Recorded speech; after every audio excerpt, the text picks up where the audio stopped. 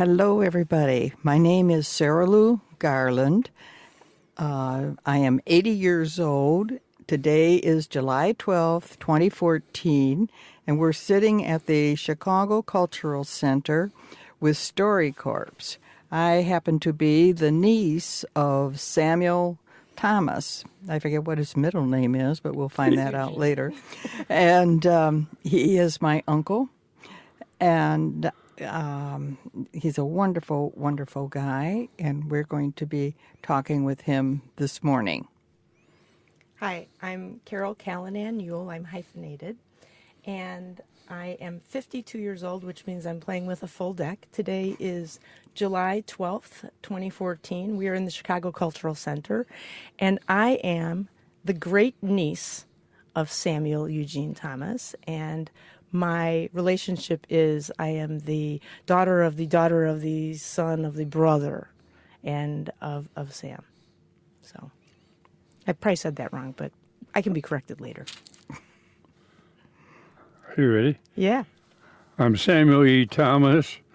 I'm 96 years and 37 days old. Today is July 12, 2014, and we're at the Chicago Cultural Center getting interviewed.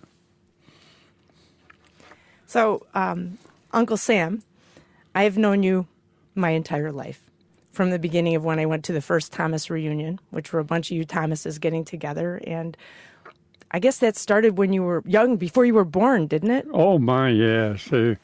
The Thomas reunion started at my dad's place, halfway between Mount Morrison, Oregon, on Route 64. And that's where it started, and it has graduated to still be there. And it's 104th year, I believe. I think 109. 109. You shaved 5 years off of it. Okay, 109. I stand corrected. Okay, but you're standing. Or sitting corrected. So you grew up as the youngest of six. Frank and Lure Thomas had six children. There's Kramer, Theodore, Mary, John, Ruth, and myself. Kramer was a senior in college when I went to first grade in Mount Morris, Illinois. All six of us drove 3 horses to town to go to school. In my time, farming with my dad was all with horses and feeding cattle and hogs and so on. When my brothers and sisters, my 3 older brothers and 1 older sister, were through their education, they had moved away. So therefore, I was a person to help them, help my father do chores and so on and so forth. So I did not get to play any sports in school as my older brothers did, because some of us was younger could do the work for Dad. What kind of chores did you have to do? Milk cows by hand, load manure onto a spreader by hand, and carry water to water the pigs or what have you in a 5-gallon pail, and that thing. All antique type of work. Yeah. Compared to today. Well, I never knew that there was any dairy going on there. It wasn't a dairy farm, though, was it? Well, Dad had 18 head of milk cows. Oh. And we had to milk them. Of course, we didn't milk all 18 because this cow had a calf, and the calf took care of the milk. Right. For a while. Did he also do beef cattle or no? Beef cattle, he fed between 25 and 30. He would go out west, and buy 25 to 30 head of cattle that weighed about 600 pounds. And they'd bring them back and feed them till they weighed 2,500 pounds, around 2,000 pounds, and then ship them to Chicago to be butchered. How would he bring them back? Because you said he Or went on the they would come back by railroad Oh. to Mount Morris, Illinois, and then us guys would have to go get them and drive them down the road as Do it on horseback like cowboys? horseback riding. Yes, right. I didn't know That's this. the way that was, and that continued on, and then when when my mother died in 1937, why that changed the whole situation around. Sister Mary, being a nurse in Chicago, found a lady. She was black, but that was fine. She came out and was the housekeeper for several years. And then John, he couldn't get a job because of the Great Depression at that time in 1930s and so on. So he took over the farm, and at that time, women could not teach school and be married. And but he went with his teacher, and at the end of the year, they got married and took over the farm and so on and so forth. And I lived with them there all through my school time until 1941, when I went into the service, Army, into the Army on World War II. And I So served. were you just graduated from high school when you went into the No, service? I graduated in 1936. Okay. And 1941, I went into the service. So you were still working on the farm for Oh, yeah, I'd 5 help years. John, yeah. Yeah. Oh, yeah. And then we went, then I went to California for my basic training and so on and so forth. And then my girlfriend, to be very truthful about it, I was a senior in high school and she was a freshman in high school. And I asked her to go to a football game with me one night. And true, as I'm sitting here, she never dated another man, and I never dated another woman. Oh, must be Annette then. And they came, and she came to California Oh, wow. in 1941,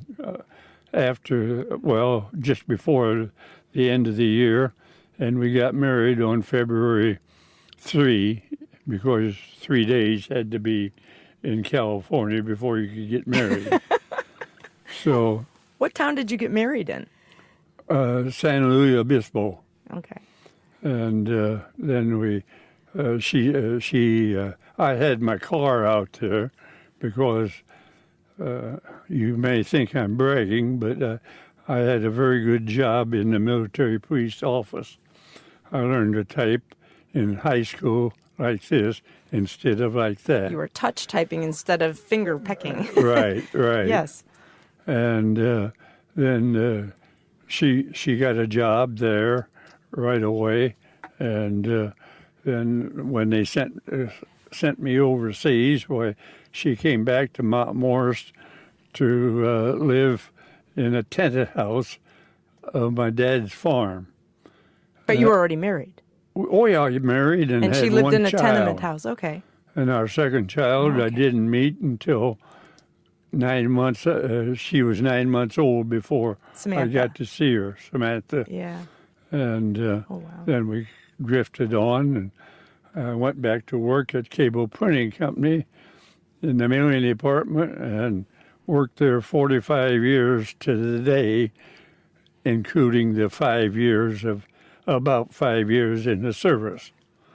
And So did you do overseas travel when you were in the service? I was military police in the United States and overseas. I helped build a floating Bailey Bridge over the Rhine River and then helped maintain it. It is a one-way bridge, so you send this group over one way and then they would send another back, that type of thing. Because it was one lane and it couldn't Yeah. have two. Two-directional. And then they, for people like myself that did no fighting or shooting or anything like that, why they gathered us up and going to send us to Japan, because and to relieve the people that was there all the time. So were you in Germany when Hawaii was hit during Pearl Harbor? When what? When the Pearl Harbor bombing took place? Pearl Harbor? No, I was in the United States. Oh, you were next. Yeah. And we went down through France to the Mediterranean Sea, and that waiting for my ship to come from the States to take it to Japan. And all of a sudden, they dropped those big bombs in Japan area, and so that changed the whole situation. And I was sent back to Montmorris or Chicago, and discharged, and here I was back home again. And Post-war. and then I continued. I went back to work at Cable Printing Company, and became a supervisor in the mailing department, and that ended when that ended. By that time, we had 3 children, almost raised and ready to go, and Annette and I have traveled to all 50 states at least twice Really? or more. Even Alaska? And I think we've been to about 18 foreign countries. Wow. In our time of doing. Now, you had a question before. Well, yeah, I had heard a legendary story about you when you were about, was it 10? And you had to go to some family event in Iowa. My mother had a sister that lived in the area of Waterloo, Iowa. Mother never drove an automobile, and Dad did not like to drive an automobile. And because he had horses. A year before or 2 years before, they was in town, and Snicky Sam at home took the old car that was left there. Gosh, I'm going to drive it. So the field that was empty of anything, so I took it out there and drove it around the field, and Mom and Dad came and caught me at it. So anyway, from then on, I did drive somewhat, taking Mother to town to buy groceries or whatever. Did you have a license? And no, I didn't need one at that time. And then we went out to Waterloo, Iowa, so they put me in there to drive. Dad in the front seat and Mother in the back. Now, I heard something about that your legs weren't long enough to reach the pedals. That's correct. So how did you address that? Well, they set me on a pillow on the edge of the seat. Did they have to put blocks on the pedals or no? No. Was it manual? I or could was reach it then. Oh, okay. Yeah. Was it manual or stick shift? Stick. They didn't have. I'm sorry, manual and stick. Oh, they didn't have automatic, so you had to do clutch and everything. Stick shift, yeah. Yeah. So when you were in the field figuring out how to drive the car, and you hadn't had a lesson yet, and your parents didn't know, you were driving stick shift with no one teaching you how. That's right. How'd you figure that out? Well, watching them. Watching my Sneaky brothers. Oh, that's why you were called Sneaky Sam. Yeah. Okay. We got by. We didn't have an accident. Well, there was no one to hit, was there? Well, there's other people, but not like the Out traffic there. you was driving through today. And then When did you get your first car? Your folks? me, Well, No, your parents. folks. Your parents. The parents who had horses that didn't want to drive a car. When did they get their first? my father bought, I think, about a 1916. Was it Ford? No, it starts with a V. Veely. A Veely? Veely. Never heard of it. Yeah. You have. Yeah, Okay. Veely automobile. He had 2 of those, and one of them was when I was driving. I have no idea what this is. And then in oh, I don't know, 30s, something like that. He bought Buicks from then on. And that's what Sam's driving today is Buicks. You're not going to switch as long as they're still making them. Yeah, Well, right. I understand that Sam just passed his driver's license Yes. also. Yeah. So at the tender age of 96, he's now driving legally. Oh, so We're that glad. would be why when we were driving out here and I was approaching the stop sign rather rapidly, he was getting nervous and backseat driving me what to do. Do you have a backseat driver's license too, Sam? Yeah, what? Do you have a backseat driver's license too? No, but I put it out occasionally. So well, there's some story about Alcatraz too. What's the Alcatraz story? That you Oh, had been to Alcatraz. I was a military policeman. I worked in the office as a military policeman. They were very satisfied with the way I was working because of my typing. I knew how to file, and I knew how to keep books. I learned those in school. And I really, not bragging, but I was really turning the whole office around when I got there typing. And if you arrested a group or a person, and you arrested and so on and so forth, where they would put all those together before I there. But when I got there shortly, if you arrested 3 people at one night, it would be your pile here. If you arrested 2, your pile would be here. But before that, they was all mixed up here. And you would have to come in and sort them out. And So you just help them get better organized. that's it. I reorganized the thing, to be truthful about it. And then with that type of thing, pretty much organized and going better, why going to Alcatraz from Camp Roberts was about 6-8 hours trip, and I took a prisoner there because he had murdered somebody else. And then another trip I had was bringing a troop train from Camp Roberts, California to Chicago. And I was able to come home, and before I went back, I had about 10, 12 days of vacation that I could come and visit my folks and friends, that type of thing. Those are the 2 best ones there. I've done some others too. Sure. Okay, so I'm really curious. I'm going to dig deeper into the past. So, did you know your grandparents? Your No. None No, of them. no. See, I was the last one down the road, and I got it in here. You got a genealogy book that lists them all, but you never actually saw them face to face, right? No, Okay. And we have this Thomas reunion that has started since 1905, right. and it was there before you were born. That's correct. So if you were born in 18, you were a teenager when it started. And can you tell us a little about what the Thomas reunion was like when you were a teenager? What was the Thomas? The Thomas reunion, I can't Back find in the that. day, not so. Yeah, don't worry about that. Thomas reunion was held at Frank Thomas's farm, or my dad's farm. Okay. And I got pictures at home.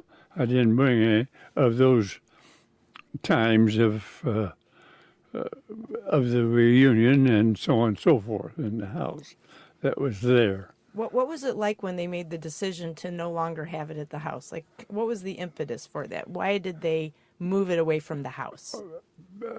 Because people. Mother and Dad, okay, I'm going to speak a little bit about them. Mother and Dad in their farming, Mother had a very large garden.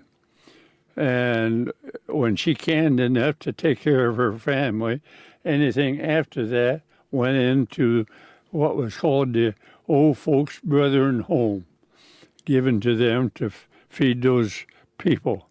And my father always butchered a hog for them one year and take it in and give it to them every year. That was a main thing for my folks and all of us children too. butcher the hog for the old folks' home.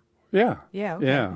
And you're older. Is that the beginning of Pinecrest Nursing Home? Yes. Yes. Yes. Which is in effect The today. old building was a 3-story brick building. It was sitting on the west side of Wesley Avenue, and I'm not quite sure how many people could live in there. Maybe 30, plus or minus. And now what we got now is Pinecrest Grove or Pinecrest Manor, and there's apartments, and then there's places where you can be in a room by yourself, but you're in the manor, and you need some help Right. with your daily things. And then the next thing is wing 1, 2, and 3 is where you need double help, or whatever you want to call it. They can't. Nursing help. Huh? Nursing care. Yeah, thank you. That's at Nursing an care. elevated level. And then you have Alzheimer's. Alzheimer's. Yeah, Yeah. that's hard. So I didn't realize, I knew that butchering took place at Uncle John's farm, which was your parents' farm originally. And I remember a smokehouse back there. I remember there was this room that was like the smokehouse, or you made sausages in it. Smokehouse. Yeah, and that, I think that was eventually, that's gone now, right? That's all gone out of that property. But did you work the smokehouse when you guys would do the butchering, or how, Oh, how yeah. did that process happen? Well, you would kill the hog, and you scrape it, get the hair off, and then you would cut it down through the front here, and take the insides out, and the insides, or the guts, if I may use that word, was all stripped out, and then they was taken into the house and given to the women. And then poor the mom. women turned them inside out and cleaned them. Okay. And they used those then Would that for be- stuffed sausage. First, Would that be Ruth and Mary doing that too then? Not Ruth very much, but Mary and Dad. Okay. And Florine. Florine helped. yeah, Ted's and wife. The women that Yeah. helped Dad butcher. Okay. Yeah. And then you guys would go off to the, And you take that back out to the butcher house, and they would grind up what meat that off that you don't use for bacon, or you don't use for all the little bits All of the everything. extras, Yeah. right. Yeah. All yeah. went into and the that would, sausage, oh, And they would stuff that into that into for the sausage. casings. into the casings. Yeah. Yeah, Yeah. very good. Yeah. Gene has, my brother Gene has good pictures. He took good pictures of that. Yeah, He took 8mm movies. Yeah. Yeah. 8mm and movies. then we would the fat and all that would be cooked, and that would turn into lard. And it made the best pies and cookies ever. Tell me about it. Yeah. Remembrance. Yeah, So I remember going as a kid, and always Nell and Flo and Annette would have pies. They'd all have amazing amounts of pies that would be laid out at the Thomas reunion. And of course, I didn't know what was going on the whole rest of the year, because we only came out there in July. Yeah. And so we'd see the fruits of that labor at that time. I remember going to Uncle John's farm and thinking, oh, we're out in the country now. Where are the horses? And then you're telling me that your dad didn't even have a car, because he did everything on horseback, and you used to go ride. They used to have these huge, I think they were Percheron horses, yeah. and they were just huge. And I liked to ride them myself when I was about 10 years old. And Uncle John was very nice. He would come out and he would put the bridle on Queen, I believe her name was. And she's just this mammoth thing. My legs wouldn't even reach halfway down. And he'd say, okay, Saralu, here's a horse. If you can get on it, you can ride it. Well, you try and line one of these horses up with the fence to climb the fence to, crawl over, and that horse is not dumb. It just moves away. Yeah. And so then you try again, and pretty soon you learn, no, you go down over the neck of the horse, and you sit there and you can go out and ride bareback. Yeah. And that's how I learned how to ride, and it was wonderful. When did they get their first tractor? John, Dad was still living. Dad died in 1945, and John got the first tractor. I'm going to say 2 years before then, or 3 maybe. About 43. Yeah, somewhere along in there. And then you had to buy the other machinery to go with it too. And then Brother Ted, he got into farming. Dad gave him a team of horses and gave him 2 cows and 3 pigs for him to start his.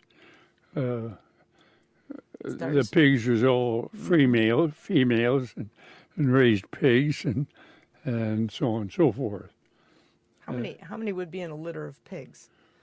About 8 to 10, Yeah. Okay. something like that. Okay, so then it's like 3 times 8, 24 pigs. Yeah, Right away, you get your little piglets and you're good to go. yeah. But the other thing with it, John and Nell, and Sam probably was there too, when those pigs were born, they Oh, were yeah. really born in the spring. And sometimes the nights would get very cold. And so John, I remember, would go out and pick up all the baby pigs, put them in a box, bring them in, and start the oven, and put the lid down on the front door. They would put that down and put this box of pigs on it to stay warm during the night. Yeah. And then in the morning, he would take them back out and give them back to their mothers. Yeah, But Wow. those pigs were so cute. yeah. What kind of chores did you have to do around the farm? So you said when you were younger and you were living on the farm with your parents that you had chores to do. So what kinds of chores did you have to do? Well, it depends on how old I was and what I was able to. But most of the time, one of the things is to send me out in the field and bring the cows in to be milked, or go out and chase the pigs in for whatever reason, or something of that nature. And then, as much as I could do, I could feed the horses hay, and I could feed them corn and that type of thing when you feed them. And the same way with the cows. Well, you guys had a corn crib too. Huh? You had a corn crib too. Well, there was a corn crib there. Oh, yeah. Oh, Yeah. there, what they call, what do you call that barn? The granary. Huh? The granary? Yeah. And you put oats on one side of the drive-through and corn on the right It's end. almost like a garage, and it was Yeah. like hollow walls on either Yeah. side. And Then they always had a bunch of cats and kittens out there Oh, to yeah, eat the mice yeah, and Yeah, chase yeah. the mice, Yeah. and yeah. keep them from the corn. Yeah. And Mother had, she always had chickens. She had geese. She had turkeys. She had pheasants. Were they just roaming wild? She didn't have pen Well, up. there was a yard for them Oh, okay. and a house for them, 2 houses to be exact. And then they had beside the garden, they had a fruit orchard. Oh, Had pears, apples, strawberries, Raspberries. and maybe another one or two. I can't remember everything.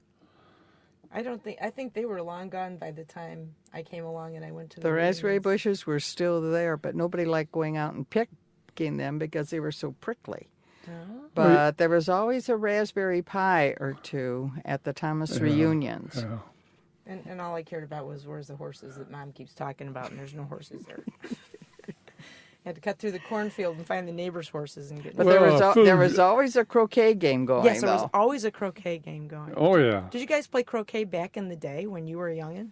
Well, yeah. Even my children learned to play croquet, and then when Mike and Steve lived in what's that town down there where Down in western Illinois. yeah, Is that in Macomb? No. Yeah, Macomb. Macomb, yeah. Why, when we go down there, we'd always have an afternoon or afternoon Croquet tournament. croquet games. But you guys also made your own croquet mallets, and Yeah. they were very prized because They were live. they worked very well. Yeah. They were like short. They were short, Short. so they're almost like a little hand mallet. But it was always hardwood, Yeah. very hardwood. Mike kind of and cheating. Steve both have courts, what they still play when they have company and so on. Yeah, well, we still take our croquet set there, but when those guys show up with their little buckets, and I didn't realize it's because the wood is harder that they're using to. Yeah. Both of my sons, Brother John had only girls, daughters. So my two sons was John's favorite to come out and learn to do whatever there was to do on the farm. So yeah, so Yeah. And so today, my youngest son, he goes to Alaska once a year. And if you come up to go hunting for a bear or whatever, his job is to take you and protect you and say, this is what you can do, this, that, what. And he's going. He In started August. out. Yeah, he started out with Larry Yeah. a couple of years ago, and So he this is did Steve- such a tremendous job Oh, yeah. that he now, I guess, is taking parties out on his own. Yeah. who is this? Steve. Steve. I didn't know Yeah. Steve was doing. Steve. And what about Mike, your son Mike? Well, he's a hunter too, He's a hunter. but he didn't. He's not. I think he's been to Alaska, but I don't know about that. But he's through school down there with teachers and others of his caliber. They would go up into Wisconsin or to Missouri. To a group of them would go to hunt and fish. I understand that because you were the one son that was still in town, and your house was the party house. That's I think I heard. Pretty much. Your house was so. the party house. Everybody liked going to your house, and I guess you guys, the large parlor you had, you'd clear out the carpet, and the girls they'd have their friends over and Well, dance. there's 2 or 3 Thomas reunion where your folks would come and up there afterwards instead of going home, and we'd continue our visit. And the fun. Basically, This has been wonderful, Sam, and I think we're going to have to close on it pretty soon. And this has just been marvelous, and we really want I'm to so thank you. Happy you came into my favorite city of Chicago.